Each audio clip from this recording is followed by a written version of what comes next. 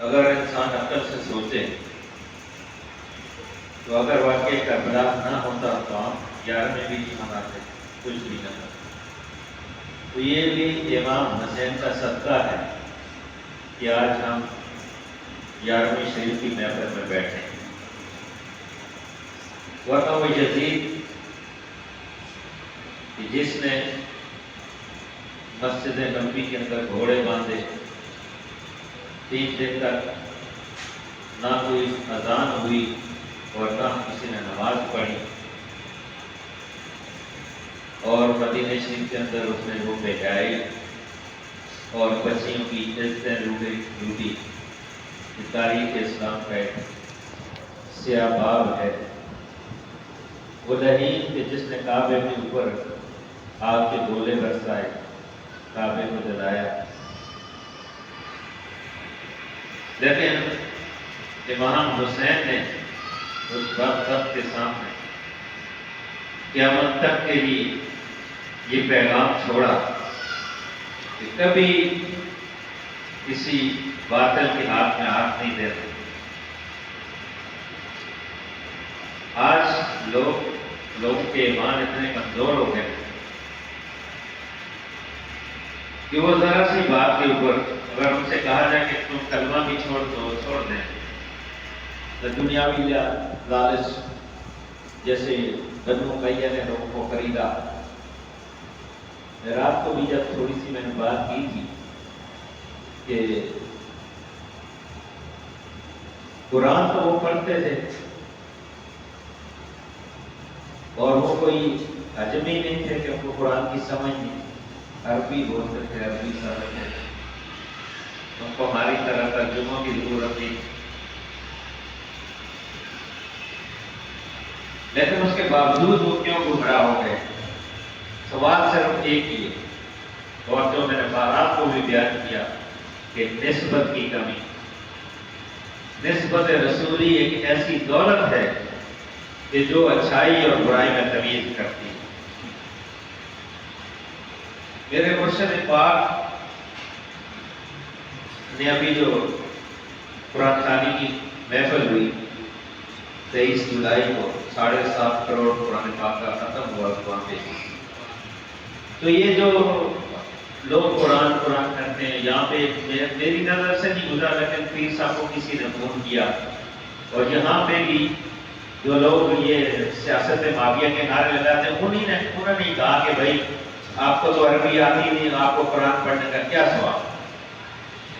اس کے اوپر انہوں نے بات کی کہ کتنے بدبخت لوگ ہیں، وہ قرآن یہ گاؤں دیہاتوں میں جو عورتیں پڑھتی ہیں ان کو تو ترجمہ وغیرہ کچھ بھی نہیں آتا، اور بہت ساری بچیوں کو بوڑھی عورتیں پڑھاتی ہیں قرآن پاک۔ تو قرآن کسی طرح بھی جو ہے وہ اللہ کی فضیلت سے خالی نہیں، اس کو خالی دیکھنا بھی عبادت ہے، اس کا بھی ثواب ہے، اس کو چومنا، اس کو اٹھانا، تو یہ اس کے اوپر انہوں نے بات کی۔ بات کیا تھی؟ میں نے رات کو بتایا نا کہ باپ کا عمل کیا ہے اور بیٹے کا عمل کیا ہے۔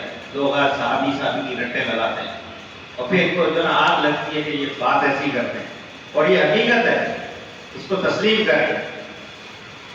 7 دن وقاص رضی اللہ تعالیٰ جب احد میں رسول پاک صلی اللہ علیہ وسلم فرماتے ہیں کہ اے صاحب تجھ پہ میرے ماں باپ قربان، تجھ پہ میرے ماں باپ قربان، جو جہاں کے والی کہہ رہے ہیں۔ تو اس کے بیٹے کو جب 4 محرم کا دن تھا جس نے دعا تھی، تو بات یہ کہ ایک مفتی صاحب لاہور سے گئے، مجھے ملنے آئے، کہتے ہیں میں مفتی ہوں، میرے ذہن میں یہ بات کی ہے جب پیر صاحب یہ بات کی کہ یار کہاں سے کہاں انہوں نے اس چیز کو بنایا، کتنی نالج ہے۔ میں نے کہا یہ اللہ کے ولی وہ ہیں جو ماں کے پیٹ سے ولی پیدا ہو، کسی مدرسے دار علوم نے نہیں کہ یہ اللہ نے کو وہ علم میں لطنی کی کہ اس کو جب اس کے ان کے بیٹے بعد میں عمر بن عاص ہے، عمر بن عاص، 2 نام آئے ہیں، عمر بن سعد جو ہے، عمر بن سعد جو ہے یہ آگے، اب ان کو جو ہے 4 تاریخ کو خط میں لگے میں امام حسین کو بولو میری بیعت کر دے، تو ان کو مار کوئی ہے۔ اب وہ خود کہہ رہے ہیں کہ میں اگر مخالفت کروں گا تو میں جہنمی ہو جاؤں گا، اگر میں امام حسین کی مخالفت کروں گا تو میں جہنمی ہو جاؤں گا، اور اگر میں جو ہے اس کی بات پہ عمل کرتا ہوں، یزید کی یا ابن زیاد کی بات پہ عمل کرتا ہوں، تو تب بھی میری جو ہے نا اگر نہیں کرتا تب وہ بھی مانے کہ ادھر سے بھی میں جا رہا ہوں دونوں طرف سے کہتا ہے، لیکن امام حسین حق میں یہ کہہ رہے ہیں، لیکن اصل میں اس کو باغات کے جو بصرہ کے باغات تھے، عراق کے سبز و شاداب باغات کھجوروں کے، اور یہ چیز کی لالچ دی گئی، تو اس کے چکر میں اس نے کیا کیا، کیا عمل کیا؟ کیا وہ قرآن نہیں پڑھتا تھا؟ نمازیں نہیں پڑھتا تھا؟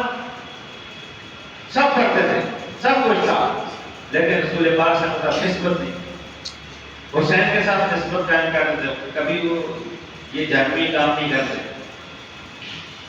اس لیے جو کچھ کائنات میں ہے تو کربلا کی قربانی کا نتیجہ ہے۔ یہ ایسے چھوٹے چھوٹے بچے نہیں ہیں قربان کرتی ہے، یہ ان کا ایسا ہے، لوگ کہتے ہیں جنت، جنت تو خرید دی امام حسین نے، مولا کائنات کی اولاد نے خرید لی، ایسے نہیں خریدی مفت میں، ہر چیز قربان کر کے دنیا کو دکھایا کہ اگر ہمارے نانا نے کہا کہ جنتی سردار ہے تو ہم نے سرداری والا کام کرنا ہے۔